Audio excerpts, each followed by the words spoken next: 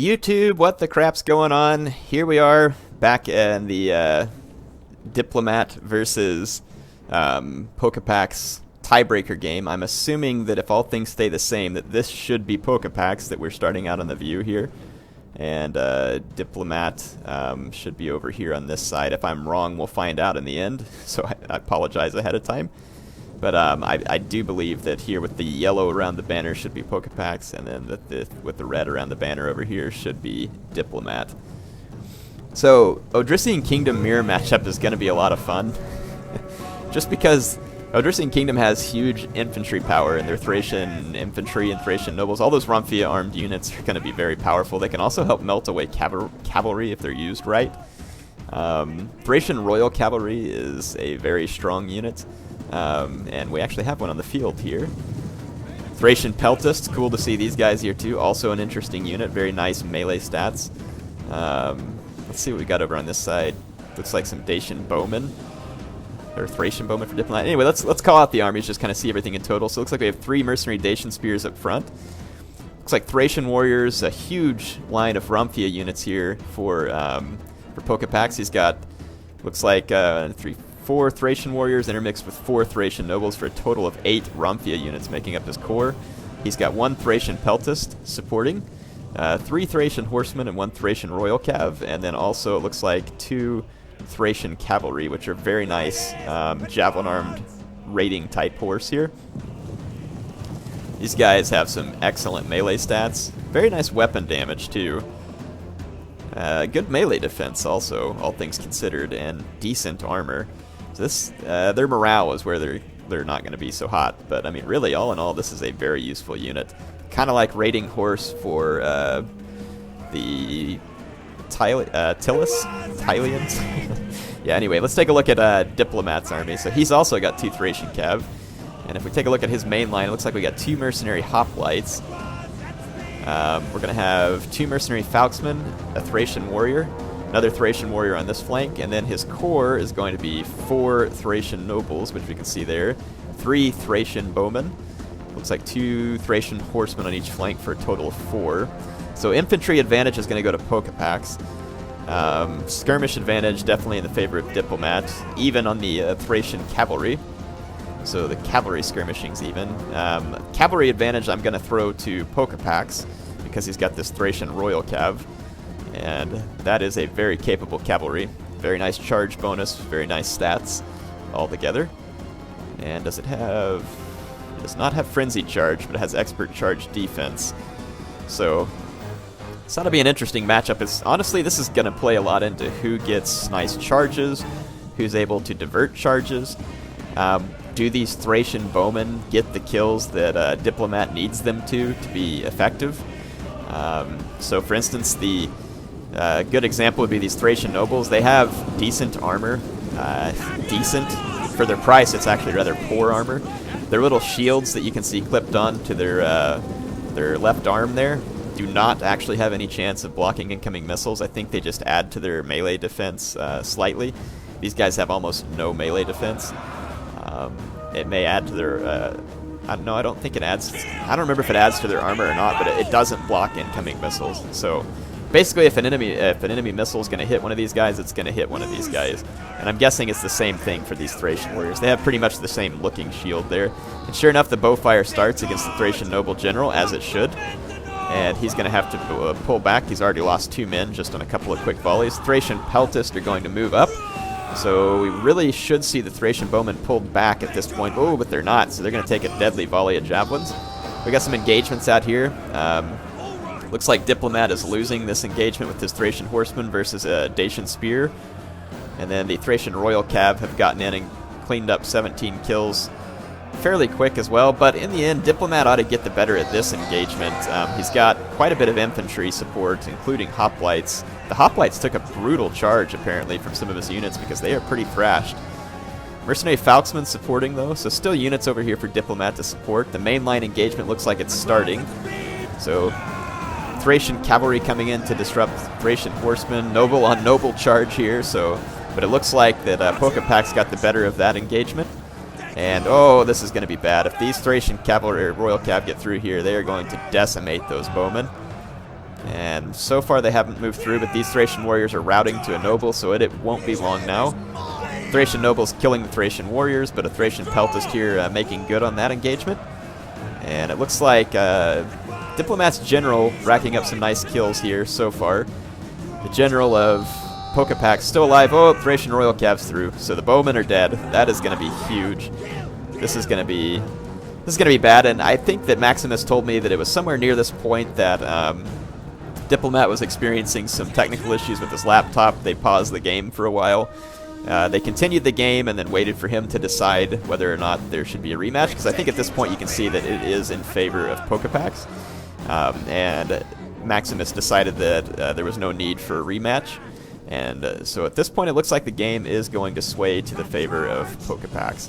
The skirmishers are going to get killed by the horsemen who have now gotten through. We have a rear charge incoming from, or it was, yeah, the rear charge is planted on these Thracian nobles, but they actually get stuck on the Thracian bowmen, and they weren't charging the Thracian bowmen, so surprisingly, that's the only time you're going to see Thracian Royal Cav get into Thracian bowmen and not absolutely destroy them instantly, but it won't take them long to start righting that wrong. Yeah, and Diplomat's Thracian nobles are being mopped up, and then the Thracian noble general for Pokapax is going to come over here and mop up the rest of the enemy infantry. So an interesting matchup, Odrysian Kingdom versus Odrysian Kingdom. Check it out, these Thracian nobles going to charge into the Thracian Royal Cav, and they will actually do very well on that charge. Romphia armed units are extremely deadly to cavalry, especially if the cavalry does not get a proper charge. And you can see those are good cavalrymen, and they were just going to melt away on the charge to those Thracian nobles. Now, shock cavalry can do quite a bit of damage to Romphia armed units on the charge, but if they stay there very long, they will get chopped to bits, because Romphia has a bonus versus large of 15. So they are very capable versus cavalry, especially if the cavalry does not get an appropriate charge. Those Thracian warriors just mopped up some Thracian peltists. Very nice kills on this unit for Diplomat. 177 kills on a Thracian warrior is extremely respectable. Yeah, it just looks like Diplomat's running out of options here. He's got a couple of Thracian bowmen. This Thracian cavalry was trying to running some disruption here on the nobles. Didn't get a lot of kills. He's probably hoping to get a few more bow shots in. It's going to be very hard for him to deal with this Thracian Royal Cav at this point. He does have his bowmen. Don't know how much ammo they have, but any shots he can get versus the Thracian nobles is going to be helpful. But he's on the edge of his range right now too, so probably not going to be super deadly from there. Looks like there's about 3 minutes left in this battle, so they are going to try and duke it out to the end. I definitely see this advantage going to Pokapax as it is. So yeah, just based on what I'm seeing here. I mean, we got a few Thracian nobles here, only 20 of them. 60 in his general unit, but if we look here, we got 97 Thracian nobles and another 102, along with some Thracian warriors and Dacian spears to absorb the charge. So I don't see how Diplomat could overcome this disadvantage, especially with that Thracian Royal Cav roaming around. Yeah, I mean, that Thracian Royal Cav can charge into any of these thinly spread units, and it would pretty much destroy them on a single charge. The Dacian spears can be excellent charge bait at this point, or meat shields, either one.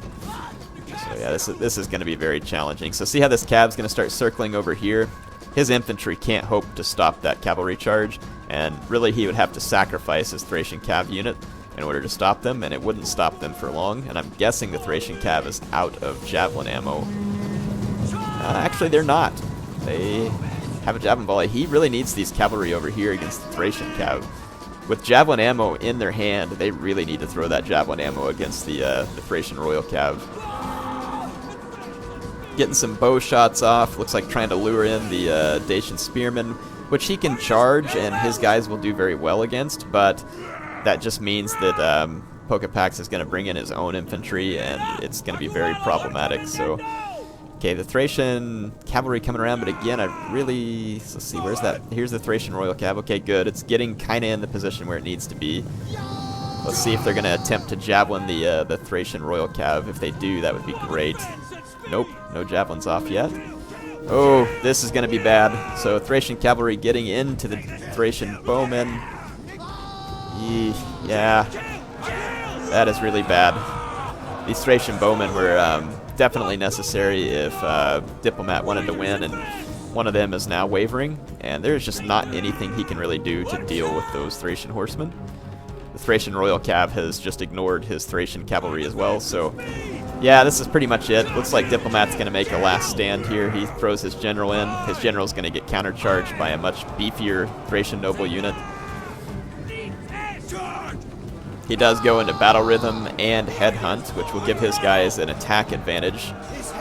But here goes headhunt for Pokepax, so that'll definitely even things out. And then there's just no way for him to deal with this 98 Thracian nobles as well. So like I said, this game's definitely going to go down in favor at this point of Pokepax. These archers could definitely cause a lot of damage, but as soon as that general dies, these guys are goners, and they're goners already because here comes the Thracian Royal Cav. Oh yeah. Very cool looking units too, the Thracian Royal Cavalry. So very well played by both contenders here, and enjoyed watching the games from both of them.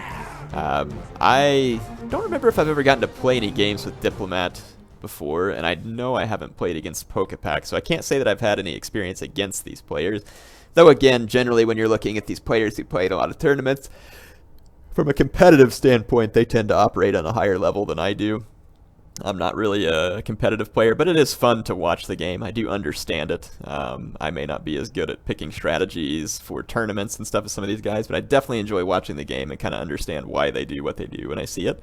And so it's always fun for me to see that. So yeah, we've got Pokepax here doing very well with his guys. Those Mercenary Dacian Spears ended up being a nice pick because they could kind of disrupt charges. His Thracian Nobles all got a nice number of kills.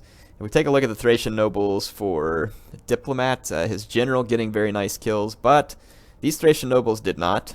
However, this Thracian Warrior did fantastic.